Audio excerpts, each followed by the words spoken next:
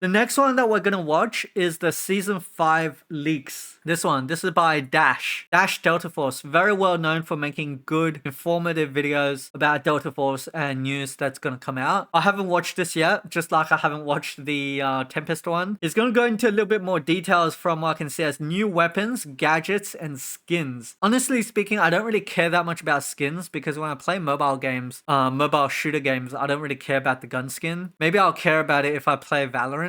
But I'm very interested in the new weapons. I'm interested in the gadgets. He might talk more about the map, so yeah, let's watch this one. Hi guys, welcome back.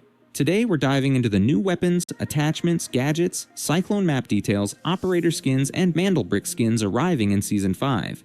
Let's kick things off with the new weapons. First up is the AM-17 Assault Rifle. Hold up. Let's analyze this. First thing, the scope itself is very different. We can definitely see it looks a bit like that K416 or something like that, the one I play a lot. Yeah, I think that's a new scope, which features 33 base damage and a 55 meter effective range. That means its first damage drop-off happens at 55 meters, making it ideal for mid to long... Wait, if it's 33 damage, is that in Warfare? Because I know Warfare and Operations have different damage, because I believe the AKM has like 30-something damage in Warfare and 50-something damage in Operations. So if this thing is on like 33 damage in Warfare, that's actually quite high of a damage. Most of the assault rifles are around like 26 or something. This is going to be a good gun to play. Long-range combat.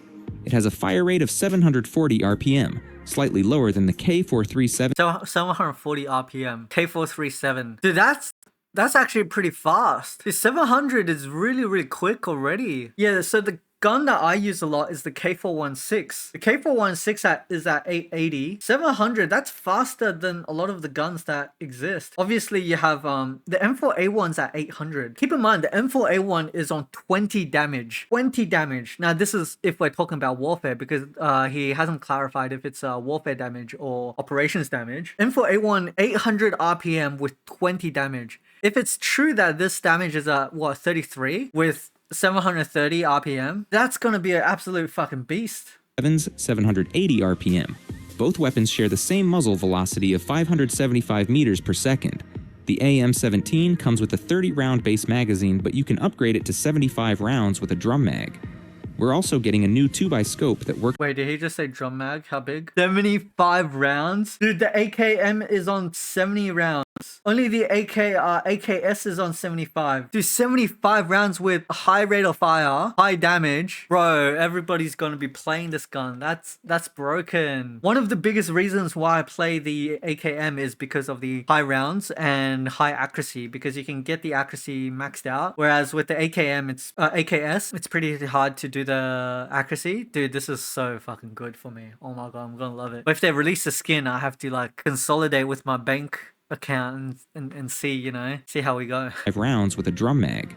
We're also getting a new 2x scope that works with this weapon. Its iron sight is similar to the M4A1, and even without attachments, it has very low recoil, much like the M4.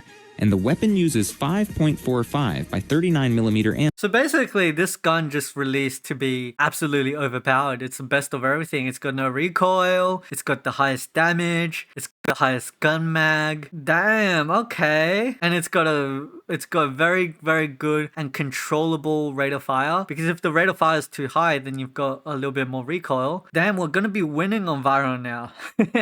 Ammo. Next, we have the compound bow. This weapon was...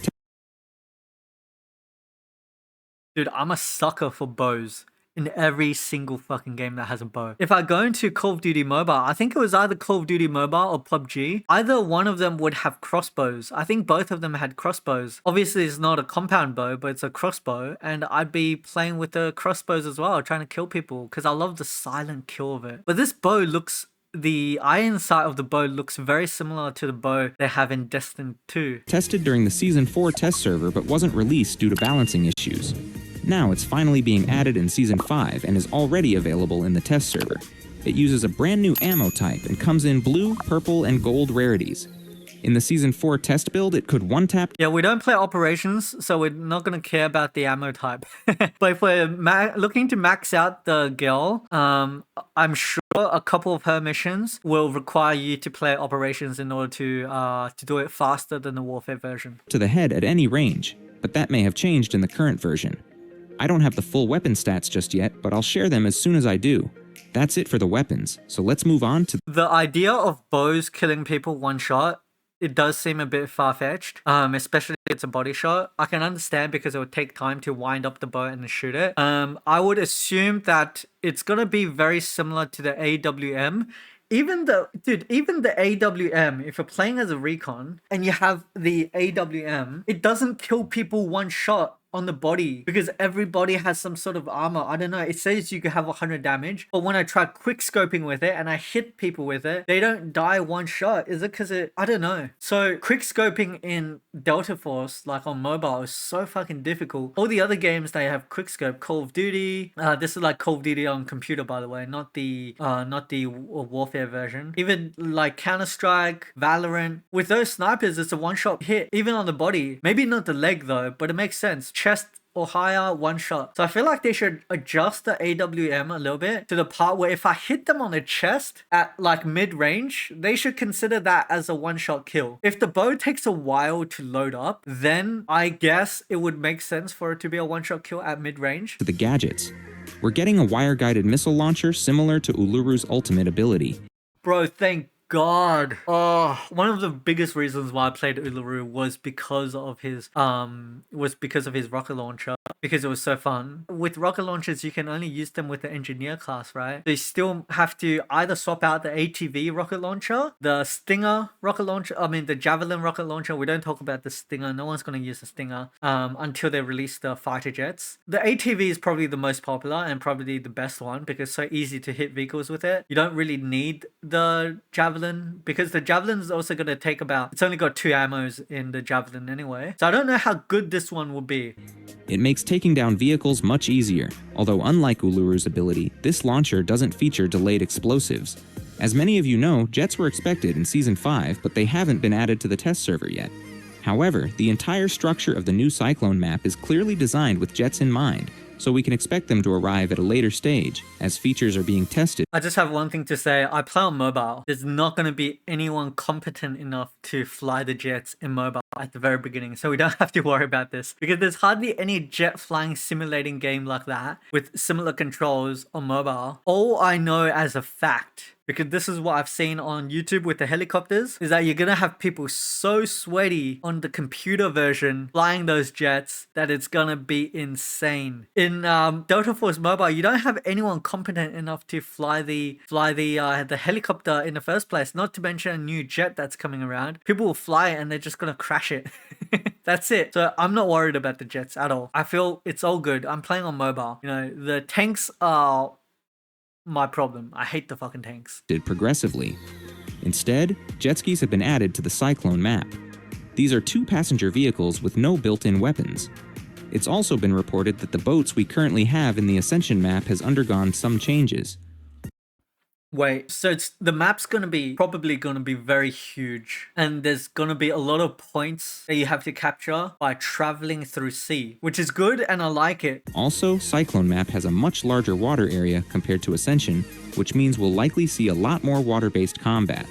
The map features several islands, connected by bridges, a large launch pad for jets, and even small isolated islands with resupply and vehicle repair stations. We're also getting 2 new Mandelbrick weapon skins in Season 5. When I'm really, really tired, I love to be super, super far away and just snipe. So I would love to be on a taller island and just snipe when I'm super tired and just look down and try to get the furthest long shot I could possibly get. While their in-game appearances aren't available on the test server yet, it has been found that the new skins are for the AUG and CI-19. So far, Mandelbrick skins have only been released for assault rifles, M4 in Season 1, Scar H in Season 3, and both QBZ and K416 in Season 4. The global version skipped Season 2, but the Chinese version received a Mandelbrick skin for the Vector during that season. Additionally, new operator skin names were found in the game files for both Zoya and Luna. Zoya is set to receive the next ultimate skin, while the rarity of Luna's upcoming skin is still unknown. That's all I have for you today. In the next video, I will cover some of new features coming to game and the new collectibles we are getting.